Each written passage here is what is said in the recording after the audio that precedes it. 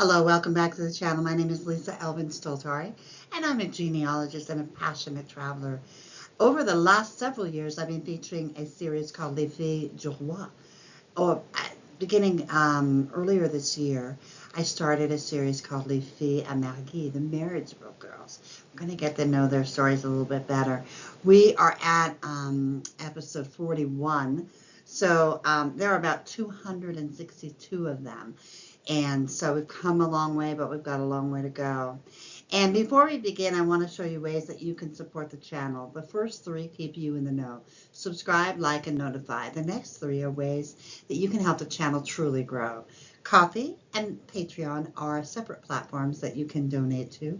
And I also have a PayPal button on my website, Have Roots Will Travel. So have a look at that if you want to support the channel a little bit further. And let us begin our study of episode number 41. Marier, the Marriageable Girls, was not a program.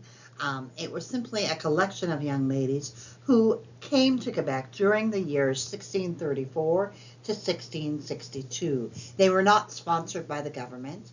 They came one or two or three at a time. They didn't come in groups of 90 or 100. They did not receive a dowry.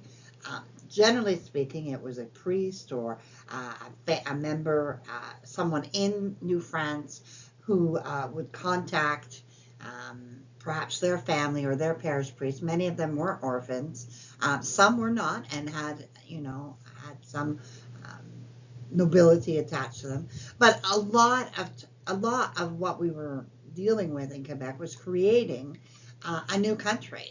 And there are, as I said, 262 of these filles mariées through a period of 28 years. That is not enough, to form a country, obviously. And that is why Les Filles du Roi, the king's daughters, came along and was sponsored by the government because they needed to jumpstart the program. So 1634, those of you who are familiar with Quebec history know that that is the period during which the real beginnings of Quebec can be found. So very early on, the ladies who came between 1634 and 1640 are among the founding grandmothers of this New France. And by 1634, New France had reclaimed itself from the hands of the British and were now well back on their way to creating a country. And Les Filles Mariées were pivotal to helping the growth of that. And here we come to episode 41, Francoise Fafard. She is a viewer request. I have not seen her in any of my files, so it was a pleasure to get to know Francoise. Francoise was born in 1622 in Argence, France. Her parents were Jean Fafard and Elisabeth Thibault. Argence can be found in the Normandy region of France, as you can see circled on the left. And then on the right, you can see that the department or département of Calvados is the county, if you will, that she emanates from. There's an older picture of the church at Argence, so that she would have been baptized in, and then an aerial view of Argence as it exists today. Today, there are about 3,700 people who live there, and we can date this area to about 989. So it's been around for a while. And during some of the Middle Ages, the wines of Argence were highly regarded. So this is kind of an area where winemaking was at one time very, very prominent. I believe that she probably came across on the same ship as Governor Maisonneuve in 1647. He was going back and forth from France at the time. So we believe that she arrived in New France in 1647. So the groom that she selected and who selected her, his name was Matrin Meunier, and he was born in 1619 in Clermont-Ferrand in France. His parents were René Meunier and Marie Leroux. Now, he is from the Pays de la Loire region of France that you can see on the top left. And on the bottom left, the département is Sarthe, the county of Sarthe.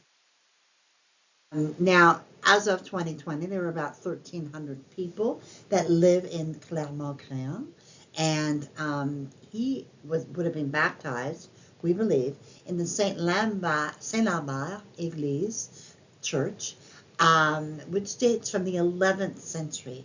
And so they have, you can see by the bottom picture, it's a very rural and very picturesque, as you can imagine, but very rural, very quiet community. So on November 3rd, 1647, they were married. Governor Maisonneuve himself was in attendance, and this was the very first marriage celebrated at what was then called Ville-Marie. So they have, Francoise has a measure of fame in being the very first person to be married at Ville-Marie. Let's talk a little bit about Montreal. The wonderful city that would become Montreal started off as Ville-Marie by the founder, Paul de Chomedy, Sœur de Maisonneuve, and was essentially a missionary center. It was founded in May of 1642. The colony would not thrive, and it was on the verge of extinction when Chomedy decided to return to France to recruit 100 settlers, which would become known as Le Grand Recrut. From this small, and this is in 1653, from this small group would evolve the Notre Dame Congregation from Sister Marguerite Bourgeois. When Montreal was founded, the new colonists were rapidly confronted by a fearsome enemy, the Iroquois. Unfortunately, there was no regular army on Montreal soil until 1665, but by late 1650s, 1660s, Chomedy de Maisonneuve created a militia formally by January of 1663, and it was called the Sainte Famille Militia. So they created ways to protect themselves because it was always a threat.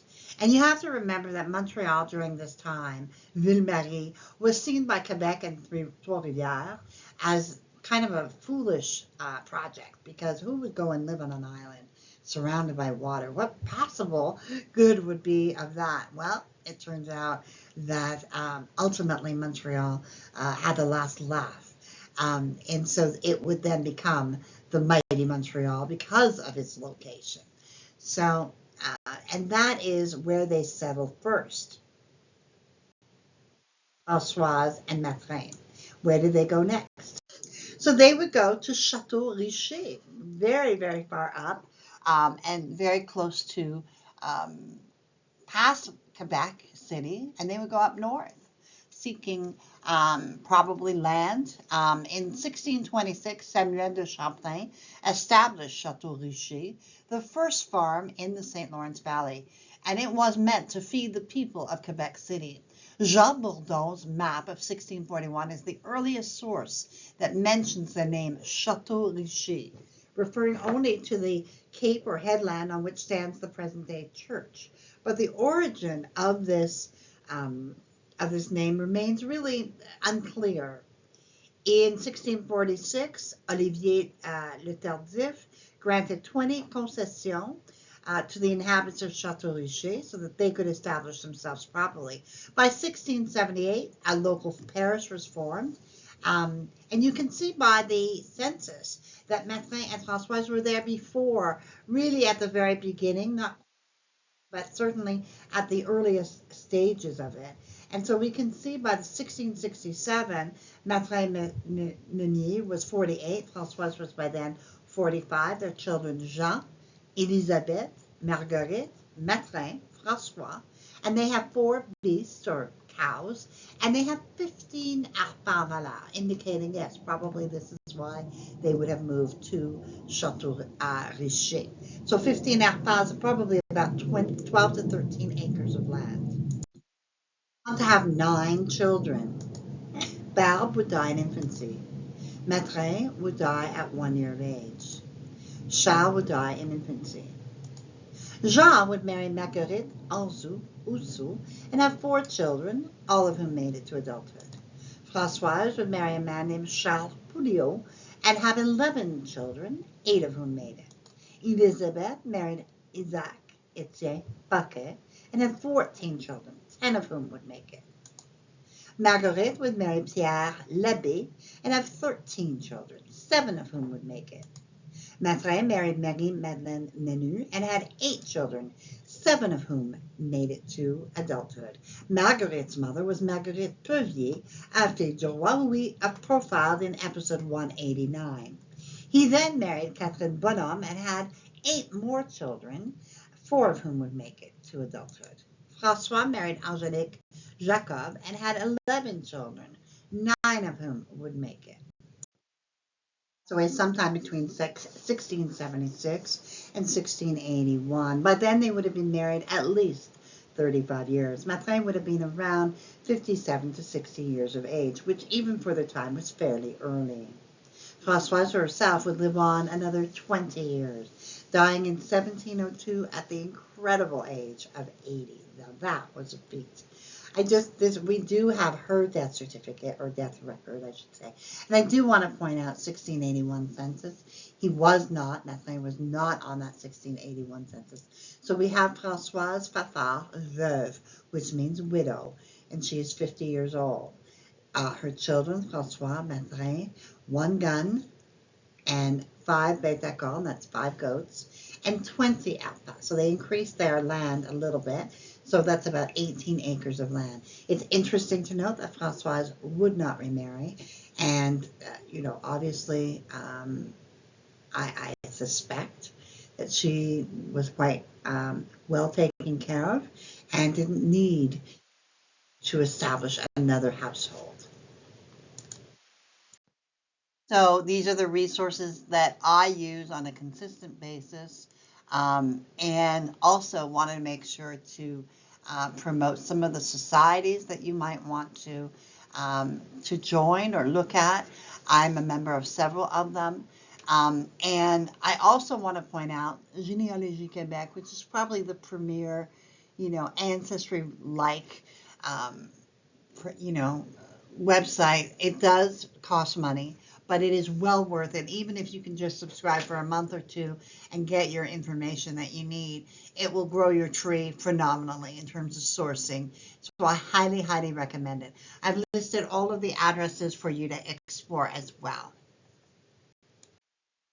And so we end episode 41 of Francoise Fafard. Don't you think she was remarkable? I think she was brave, and I think that the sheer volume of descendants is remarkable.